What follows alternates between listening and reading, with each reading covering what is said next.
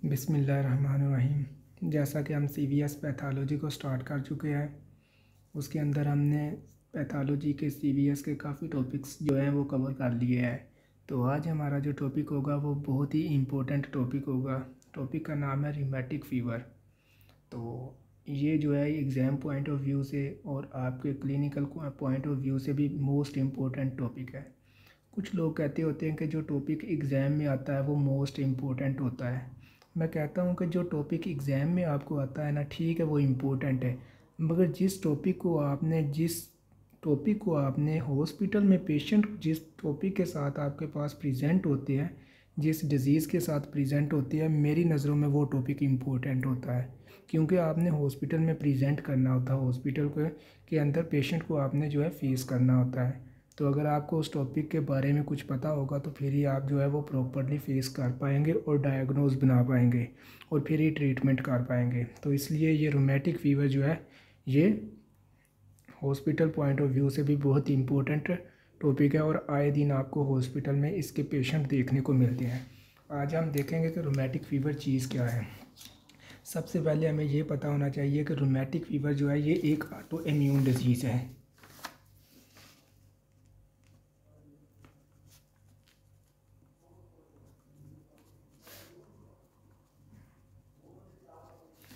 Auto immune disease ऐसी disease को कहते होते हैं जिसके अंदर बॉडी का अपना ही इम्यून सिस्टम जो है वो एंटीबॉडीज़ को प्रोड्यूस करता है और वो एबनॉर्मली रिएक्ट करती है। बजाय इस इन्फेक्शन को, जो बॉडी के अंदर एबनॉर्मेलिटी आई है, उसको ख़त्म करने के, वो अपने ही बॉडी के ऑर्गन्स को जो है वो अनफॉर्चुनेटली डैमेज कर देती है। तो इस डिज़ीज़ को हम ऑटो इम्यून डिज़ीज़ कहते होते हैं। तो एक तरह से रोमेटिक फ़ीवर भी जो है ये ऑटो इम्यून डिज़ीज़ है और ये मल्टीपल ऑर्गन्स को जो है वो डैमेज करवाता है बॉडी में।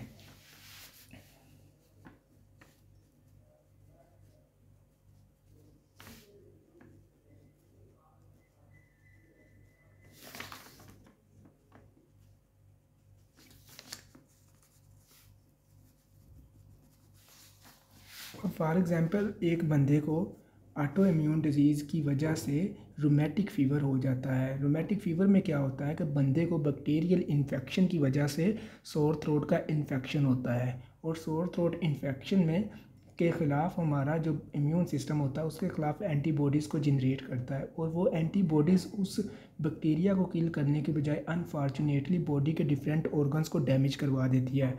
तो इस तरह से ये बॉडी के डिफरेंट ऑर्गन्स को डैमेज करवा रहा है। तो इसलिए हम इसको कहते हैं कि ये मल्टीपल ऑर्गन्स डैमेज डिजीज़ होती है रोमेटिक फ़ीवर। इसके अंदर बॉडी के मल्टीपल ऑर्गन्स जो होते हैं वो डैमेज हो सकती हैं। वो हम आगे देखते हैं कि कौन सा बैक्टीरिया होता है जो कि रोमेटिक सोर थ्रोट इन्फेक्शन करवाता है, वो हम आप आगे देखते हैं। यहाँ तक तो बात क्लियर होगी। अब हम जो है इसका मैकेनिज़्म देखते हैं क्या होता है।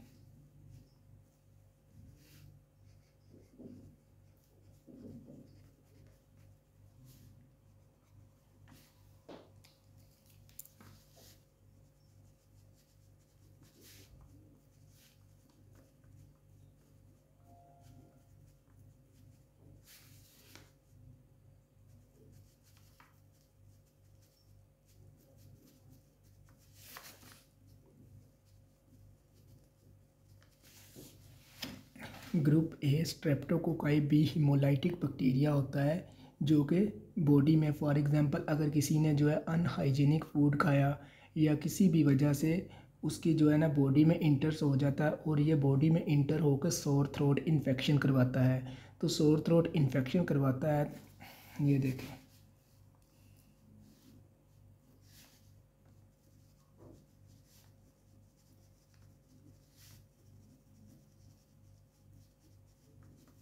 ये सोर थ्रोट इन्फेक्शन करवाता है और साथ में ये फ्रेंजाइटिस भी करवा सकता है, फेरिंक्स की इन्फ्लेमेशन करवा सकता है और साथ में टॉन्सिलाइटिस भी करवा सकता है। अब पेशेंट आपके साथ इस रोमेटिक फ़ीवर का कैसे प्रेजेंट करता है, वो कहेगा कि डॉक्टर साहब मुझे ना 1 से 2 वीक पहले ना गले का इन्फेक्शन हुआ था जिसके मेरे गले में पेन होती थी और बाद में मुझे जो है वो उसको फिर उसके साथ बाद में क्लिनिकल फीचर आने शुरू हो जाते हैं रूमेटिक फ़ीवर के।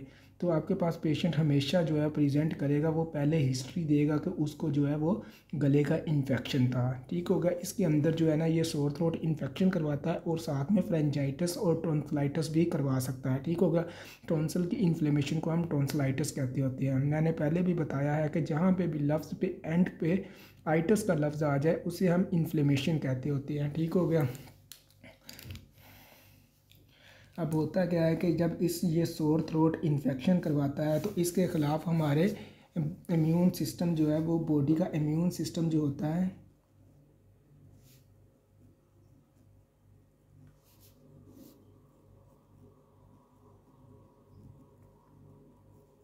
जब ये गले का इन्फेक्शन करवाता है तो इसमें हमारा इम्यून सिस्टम जो होता है उसके ख़िलाफ़ एंटीबॉडी बनाता है और ये एंटीबॉडी जाके इस बैक्टीरिया को किल करती है, ठीक होगा। इस बैक्टीरिया की सेल मेम्ब्रेन के ऊपर सपोज करें ये group A streptococci B hemolytic bacteria है, ये इसकी सेल मेम्ब्रेन है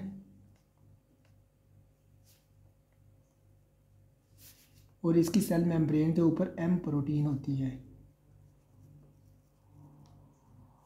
ठीक होगा। ये एंटीबॉडी जो होती है ये इस बैक्टीरिया की एम प्रोटीन को जो है वो किल कर देती है, इस तरह से इसको इन्फेक्शन करवाने से रोकती है। अब बैक्टीरिया जो होता है ये खुद इतना जो है वो डेंजरस नहीं होता जितनी ये इसकी सेल मेम्ब्रेन के ऊपर परी एम प्रोटीन डेंजरस होती है। जैसा कि मैं आपको एग्जांपल देता हूँ सिंपल सी, जो चोर चोरी करने आता है अगर उसके पास पिस्टल ना हो तो वो इतना डेंजरस नहीं होता क्योंकि उसको हम कवर कर लेते हैं। तो अगर वही चोर चोरी करने आए, आगे चाहे 10 बंदे खड़े हों और उसके पास पिस्टल हो, तो वो पिस्टल की वजह से चोर जो है वो डेंजरस कहलाएगा क्योंकि उसके पास पिस्तौल है, जिस वजह से हम डर जाते हैं, ठीक होगा। इसकी एम प्रोटीन्स ये बैक्टीरिया से भी ज़्यादा डेंजरस होती है, ठीक हो गया। अब इसके अंदर क्या होता है कि ये एंटीबॉडी जाके इस एम प्रोटीन्स को जो है वो किल करती है ताकि इन्फेक्शन को रोक सके, ठीक होगा। 97% लोगों में तो ये जाके इस एम प्रोटीन को टारगेट करती है, 97% लोगों में ये सही काम करती है और 3% लोग ऐसे होते हैं जिनके अंदर ये अनफॉर्चुनेटली एम प्रोटीन्स जो है ये इस बैक्टीरिया की सेल मेम्ब्रेन को डैमेज करने की बजाय अपने ही बॉडी के डिफरेंट ऑर्गन्स को डैमेज करवा देती होती है, क्योंकि हमारी बॉडी के डिफरेंट ऑर्गन्स में जो है डिफरेंट जगहों पर एम प्रोटीन पाई जाती है जो कि सेम लाइक इस एम प्रोटीन की तरह होती है। तो ये अनफॉर्चुनेटली उसको रिकॉग्नाइज करती है, वो जो बॉडी की डिफरेंट जगहों पर एम प्रोटीन पाई जाती है उनको जाकर डैमेज कर देती है, उनको ये बैक्टीरिया की एम प्रोटीन समझ लेती है एंटीबॉडी। तो इस वजह से ये एक ऑटो इम्यून डिजीज़ है, ठीक हो गया यहाँ तक। अब जब ये बॉडी के डिफरेंट ऑर्गन्स को जाके एम प्रोटीन्स को डैमेज करेगी तो ये बंदे के अंदर फिर हमें क्लिनिकल फीचर्स देखने को मिलते हैं। फॉर एग्जांपल पेशेंट आपके साथ कैसे प्रेजेंट हॉस्पिटल में करेगा, वो करेगा कि डॉक्टर साहब मुझे ना 2 से 3 हफ्ते पहले ना सोर थ्रोट का इन्फेक्शन हुआ था और उसके बाद मुझे सोर थ्रोट इन्फेक्शन के बाद मुझे जॉइंट्स पेन होने लग गई, उसके बाद मुझे जो है वो मेरी स्किन के ऊपर रैशेस मिल गए। तो इस तरह की पेशेंट जो है वो क्लिनिकल फीचर्स के साथ आपके साथ प्रेजेंट करता है। अब हम देखते हैं कि हमारी बॉडी में एम प्रोटीन कहाँ कहाँ पाई जाती है। मेरी डायग्राम पे ना जाया करें क्योंकि मेरी डायग्राम ऐसी ही होती है। ये सपोज करें कि टीबिया और फेबुला है, ये नी ज्वाइंट है और इसमें एम प्रोटीन है ये। अब ये जो बैक्टीरिया होता है इसकी सेल मेम्ब्रेन पे जो एम प्रोटीन होती है, एंटीबॉडी बजाय इसको किल करने के ये अनफॉर्चुनेटली जाती है और ये जॉइंट्स की एम प्रोटीन्स को जो है वो किल कर देती है। तो जब जॉइंट्स की एम प्रोटीन को किल करेगी तो पेशेंट के अंदर जॉइंट्स पेन आएगी। अब ये हमारी बॉडी के तमाम जॉइंट्स में एम प्रोटीन होती है तो पेशेंट को जॉइंट्स पेन आएगी, जिस वजह से मैंने कहा था। अब हम देखते हैं कि एम प्रोटीन्स बॉडी में कहाँ कहाँ पर होती है।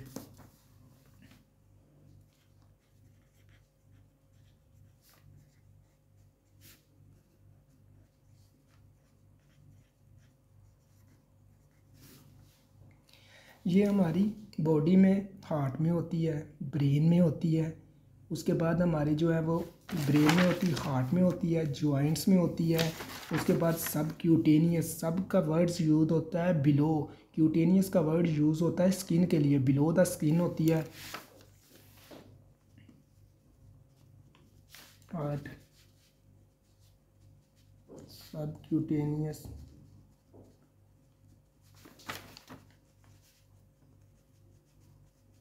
Brain and joints. अब हम क्लिनिकल फीचर देखते हैं कि पेशेंट के अंदर क्या क्लिनिकल फीचर्स जो है हमें देखने को मिलती है। तो क्लिनिकल फीचर्स में हम दो क्राइटेरिया देखते होते हैं, दो क्राइटेरिया को हम देखते हुए क्लिनिकल फीचर्स हमें मिलते हैं। एक जोन्स क्राइटेरिया मेजर होता है और एक माइनर जोन्स क्राइटेरिया होता है। तो हम पहले जो है मेजर जोन्स क्राइटेरिया देख लेते हैं।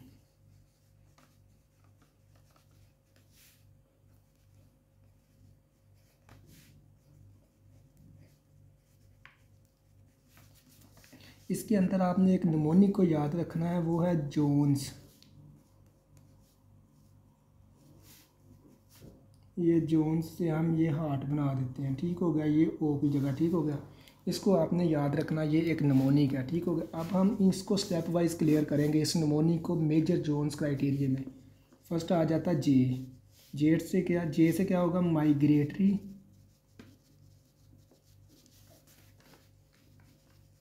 पोली आर्थराइटिस। अब ये कैसे होता है, हमें पता है कि हमारे जॉइंट्स में एम प्रोटीन होती है। तो अब ये बैक्टीरिया जो होता है ये इसकी सेल मेम्ब्रेन को डैमेज करने के बजाय एंटीबॉडी जाती है, अनफॉर्चुनेटली जॉइंट्स की एम प्रोटीन को डैमेज कर देती है। और ये ऐसे नहीं होता है कि इसने आज नी जॉइंट को किया तो ये इस बंदे के अंदर नी जॉइंट्स को ही डैमेज करेगी। ये 2 दिन इधर रहेगी, इसको डैमेज करेगी, और फिर इधर से स्किप करेगी और ये रिस्ट जॉइंट्स पे चले जाएगी।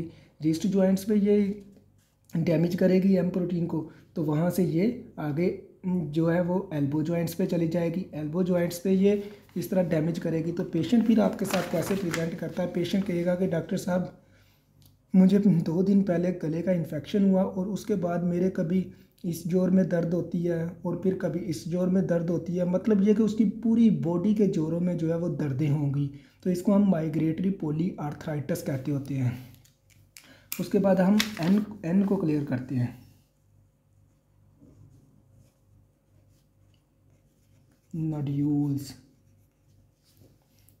ठीक हो गया। जब हमारी स्किन के सब क्यूटेनियस में एम प्रोटीन्स को जाके ये डैमेज करती है तो हमारी स्किन पर जो है वो नोड्यूल्स बनती है, और नोड्यूल्स जो होते हैं ये पेनलेस होते हैं, ठीक हो गया।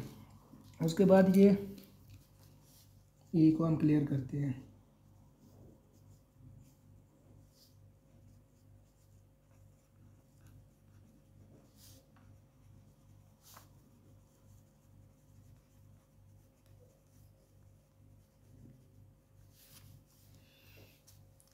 हमारी स्किन में एम प्रोटीन्स होती है और स्पेशली ये चेस्ट वाले एरिए पर होती है।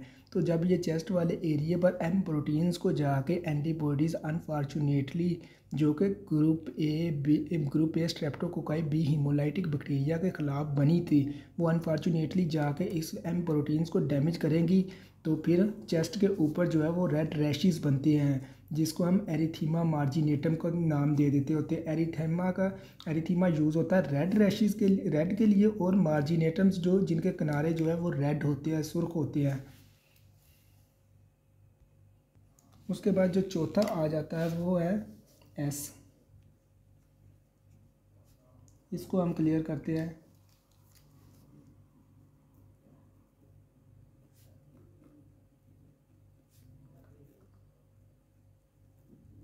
सेडनहाम कोरिया।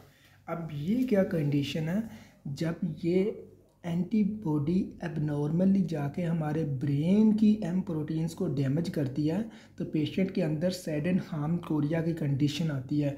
अब सेडनहाम कोरिया क्या होता है, Sharki jerky purposeless movement of body. अब जब ये एम प्रोटीन्स ब्रेन्स में जाकर डैमेज करती है तो फिर पेशेंट के अंदर शर्की जर्की पर्पसलेस मूवमेंट मिलती है। फॉर एग्जांपल पेशेंट की हर वक्त जो है ना वो हाथ पाँव बिला वजह जो है ना बिना मकसद के कांपते रहते हैं। इस मूवमेंट को हम सैडन हार्म कोरिया कहते होते हैं। और लास्ट जो आ जाता है वो है जो हमने ओ को हार्ट से प्रेजेंट किया था, उसमें क्या होता है, ये पेन कार्डाइटिस करवाती है। अब पेन कार्डाइटिस के अंदर क्या आता है, हमें पता है कि हमारे हार्ट में एम प्रोटीन पाई जाती है और हमारे हार्ट की कितनी लेयर होती है, हम सिंपली बना लेते हैं इधर डायग्राम। ठीक हो गया, ये तो आपको पता है, right atrium, left atrium, right ventricle, left ventricle. ठीक हो गया, पेरिकार्डियम, मायोकार्डियम,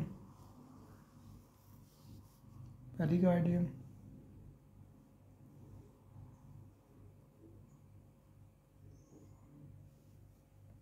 एंडोकार्डियम। अब हमारे हार्ट में 3 लेयर्स होती है, पेरिकार्डियम होती है जिसको हम एपिकार्डियम भी कहते हैं, मायोकार्डियम भी होती है और एंडोकार्डियम। अगर पेरिकार्डियम की इन्फ्लेमेशन हो जाती है तो उसको हम पेरिकार्डाइटिस कहते होते हैं, जो कि हमने काफ़ी एक्सप्लेनेशन से टॉपिक किया था। उसके बाद अगर मायोकार्डियम की इन्फ्लेमेशन हो जाती है तो उसको हम मायोकार्डाइटिस कहते होते हैं। अगर एंडोकार्डियम की इन्फ्लेमेशन हो जाती है तो उसको हम एंडोकार्डाइटिस कहते होते हैं।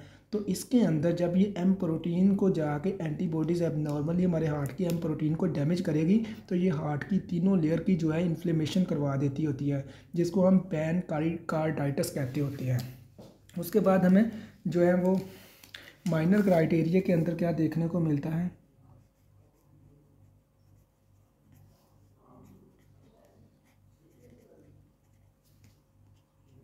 पेशेंट को आर्थराल्जिया हो सकता है,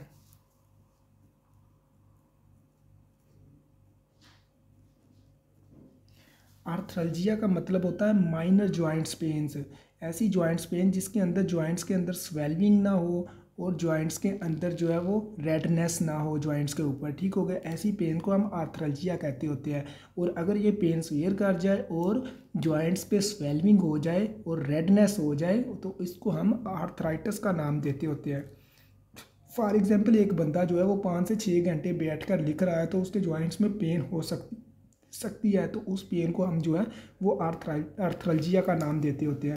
उसके बाद हमें पता है कि बैक्टीरियल इन्फेक्शन की वजह से ये सारे काम हो रहे, तो बंदे को फ़ीवर ज़रूर होगा, क्योंकि जब भी बैक्टीरियल इन्फेक्शन होता है तो फ़ीवर ज़रूर होता है, ये याद रखना आपने, और हाई ग्रेड फ़ीवर होगा।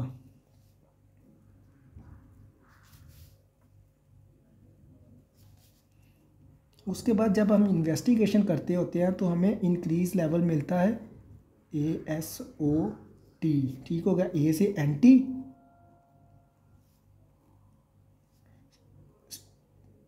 स्ट्रेप्टोलाइसिन,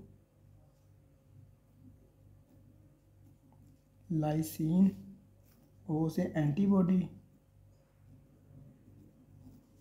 टी से टाइटर। तो इस एंटीबॉडीज़ का लेवल जो होता है वो इंक्रीज़ मिलता होता है। उसके बाद हम इसकी इन्वेस्टिगेशन देख लेते हैं।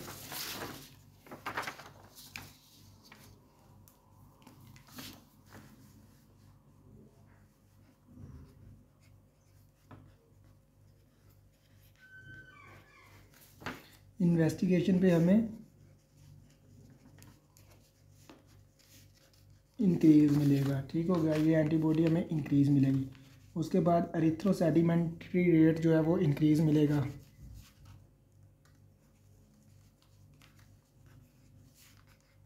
ये हमें इंक्रीज़ मिलेगा। उसके बाद सी रिएक्टिव प्रोटीन जो है ये भी इंक्रीज़ मिलेगी, क्योंकि जब भी इन्फेक्शन हो तो सी रिएक्टिव प्रोटीन और एरिथ्रोसेडिमेंट्री रेट जो होता है ये इंक्रीज़ मिलता होता है। अब उसके बाद हम ट्रीटमेंट क्या करेंगे इस बंदे का।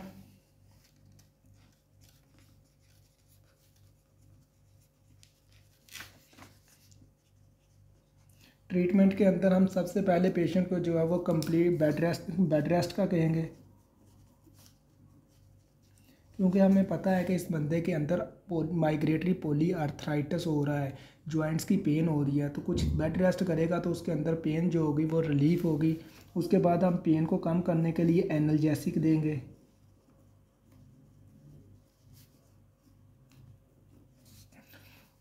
उसके बाद हमें पता है कि ये बैक्टीरियल इन्फेक्शन की वजह से हो रहा है, तो हम एंटीबायोटिक देंगे। और एंटीबायोटिक्स के अंदर जो हम ड्रग देते होते हैं वो बेंजाथीन होती है।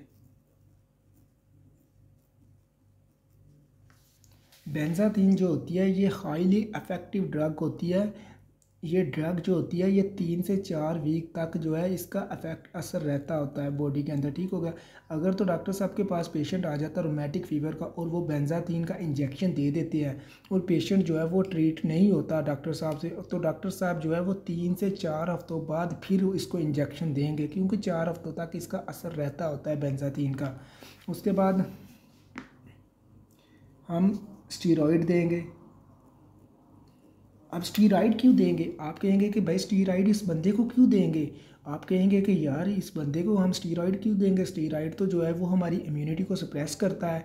तो भाई इसलिए देंगे क्योंकि इस बंदे के अंदर बैक्टीरियल इन्फेक्शन हुआ और एंटीबॉडी जो प्रोड्यूस हुई इम्यून सिस्टम से उसने एबनॉर्मली रिएक्ट कर रही है। अगर वो प्रोड्यूस होती रहती है तो वो एबनॉर्मली रिएक्ट करती रहेगी और ज़्यादा से ज़्यादा डैमेजिंग करवाएंगे। इसलिए हम इम्यून सिस्टम को सप्रेस करेंगे ताकि एंटीबॉडीज़ कम जनरेट हो। तो स्टीरॉइड की एग्जांपल क्या है? वो प्रेडनिसोलोन है। प्रेडनिसोलोन। और उसके बाद एक बहुत ही इम्पोर्टेंट कॉन्सेप्ट के नाम से हेडिंग दे दें, इम्पोर्टेंट कॉन्सेप्ट। मैं कहता हूँ कि पूरी रोमेटिक फ़ीवर को भूल जाओ और ये नहीं भूलना, क्योंकि आपसे हॉस्पिटल में ये ज़रूर पूछते होते हैं। और वो क्या पूछते हैं? वो कहते हैं कि रोमेटिक फ़ीवर के अंदर डेथ का काज क्या बनता होता है। अगर रोमेटिक फ़ीवर के अंदर जो है पेशेंट की डेथ हो जाती है, फॉर एग्ज़ाम्पल वो डॉक्टर साहब के पास फीमेल प्रेजेंट करती है और डॉक्टर साहब ने उसका ट्रीटमेंट किया मगर उसने डॉक्टर साहब के मुताबिक ट्रीटमेंट नहीं किया और उसकी डेथ हो जाती है, तो क्या काज हो सकता है? वो हो सकता है मायोकार्डाइटिस।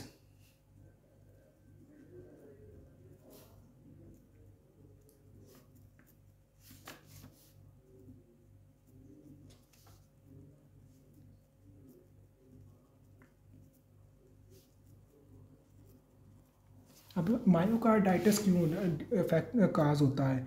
हमें पता है कि पेरिकार्डियम की भी इन्फ्लेमेशन हो रही है, एंडोकार्डियम की भी हो रही, तो मायोकार्डियम की भी हो रही। तो मायोकार्डाइटिस ही क्यों इसके जो है वो डेथ का काज बनता है? भाई वो इसलिए होता है क्योंकि हमें पता है कि मायोकार्डियम जो है वो पावरफुल पंपिंग जो है लेयर है, क्योंकि ये हार्ट को कॉन्ट्रैक्टिलिटी करवाती है। जब मायोकार्डियम डैमेज होगी, इसकी इन्फ्लेमेशन होगी, तो हार्ट के अंदर कॉन्ट्रैक्टिलिटी नहीं होगी। कॉन्ट्रैक्टिलिटी नहीं होगी तो हार्ट के अंदर ब्लड की फीलिंग नहीं होगी। ब्लड की फीलिंग नहीं होगी तो बॉडी को, ऑर्गन्स को ब्लड कम मिलेगा। जब एओर्टा में ब्लड कम जाएगा तो आगे ब्रेन को ब्लड सप्लाई कम होगी। ब्रेन को ब्लड सप्लाई कम होगी भाई, जब ब्रेन शट डाउन होगा तो बंदे की डेथ हो सकती या नहीं हो सकती? सिंपल सी बात है यार, इसमें कोई रॉकेट साइंस तो है नहीं, डेथ होगी पेशेंट की। अब का वजह ये है, इम्पोर्टेंट कॉन्सेप्ट कौन सा है? वो ये है कि अब उस बंदी की डेथ होगी और उसके घर वाले जो है वो जानना चाहते हैं कि इसकी डेथ किस वजह से हुई। आया कि इसकी गलती सी वजह से हुई, डिजीज़ की वजह से, या डॉक्टर साहब से किसी गलती की वजह से हुई। तो उसके लिए हम फिर करवाते होते हैं एटोप्सी। ठीक हो गया। एटोप्सी का मतलब होता है काज ऑफ डेथ। हम डेथ की रीज़न देखने के लिए, काज देखने के लिए कि क्या काज है पीछे जो इस बंदे की डेथ हुई, इसके डेथ के पीछे काज क्या है जिस वजह से डेथ हुई, तो उसके लिए हम एटोप्सी करवाते होते हैं। एटोप्सी में हम क्या करवाते हैं? फॉर एग्जांपल हमने ये मायोकार्डियल लेयर है, एक मायोकार्डियल लेयर ले ली। फॉर एग्जांपल ये हार्ट की मायोकार्डियल लेयर है।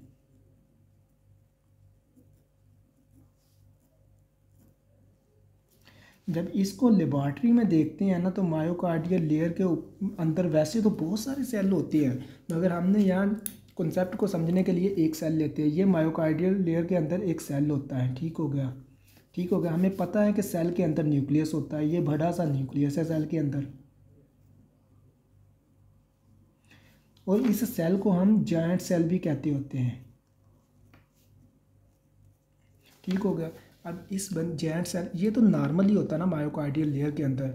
जब इस बंदे के अंदर देखते हैं ना तो उस इन्फ्लेमेशन की वजह से, रोमेटिक फ़ीवर की वजह से, मायोकार्डियम की इन्फ्लेमेशन होने की वजह से जो एम प्रोटीन को आके डैमेज किया उस बैक्टीरिया ने, उसकी वजह से इस सेल और न्यूक्लियस की दोनों की जो है वो इनलार्जमेंट हो जाती है और ये साइज़ में बड़े हो जाते हैं, जिनको हम एस्चॉफ सेल कहते होते हैं।